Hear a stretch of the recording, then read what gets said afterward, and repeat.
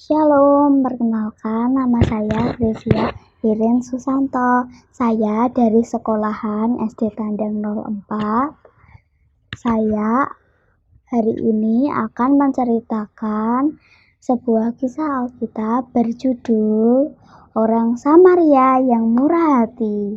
Kisah ini diambil dari Lukas 10 ayat 25 sampai 37. Pada suatu hari, ada seorang Yahudi yang sedang berjalan. Lalu, pertengahan perjalanan, ada segerombolan perampok yang ingin merampok orang Yahudi itu. Orang Yahudi itu dirampok, dipukuli, dianiaya, dan dirampok baju-bajunya. Yang tersisa hanya baju yang dipakai saja. Lalu perampok itu pun meninggalkan orang Yahudi itu sendirian. Lalu datanglah seorang imam yang baru saja pulang dari pemimpin ibadah di rumah Tuhan. Lalu imam itu melihat orang Yahudi itu sedang tergeletak dan terluka. Imam itu pun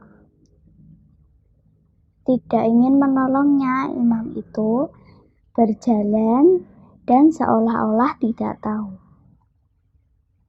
Lalu ada seorang Lewi yang habis membersihkan rumah Tuhan dan melewati jalan itu. Lewi itu pun melihat orang Yahudi itu sedang tergeletak dan terluka.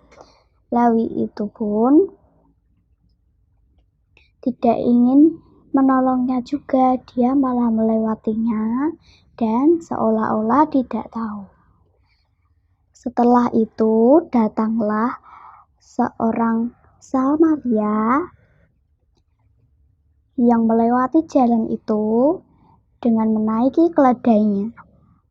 Lalu orang Samaria itu pun melihat orang Yahudi itu sedang tergeletak dan terluka.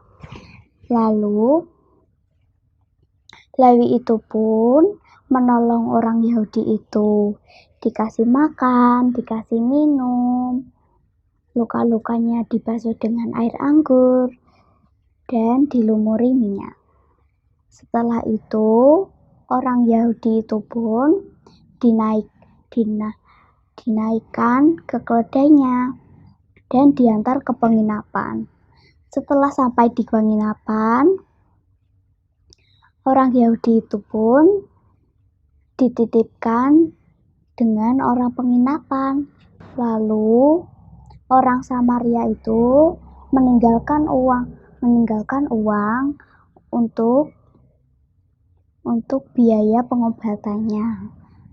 Orang Samaria berkata, "Aku akan kembali 2 hari lagi."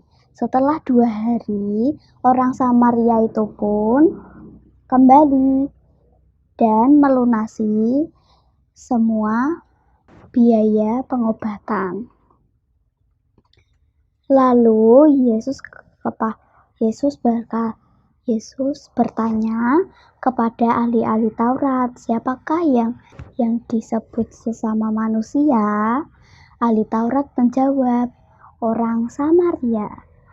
Tuhan Yesus berkata, ya benar. Dari kisah ini, Tuhan Yesus mengajarkan kita untuk kita menolong tanpa memandang suku, ras, agama, warna rambut, dan sebagainya. Demikianlah kisah ini diceritakan. Jangan lupa ikuti protokol kesehatan, cuci tangan pakai sabun, pakai masker, dan jaga jarak ya. Semangat di dalam Tuhan, Shalom.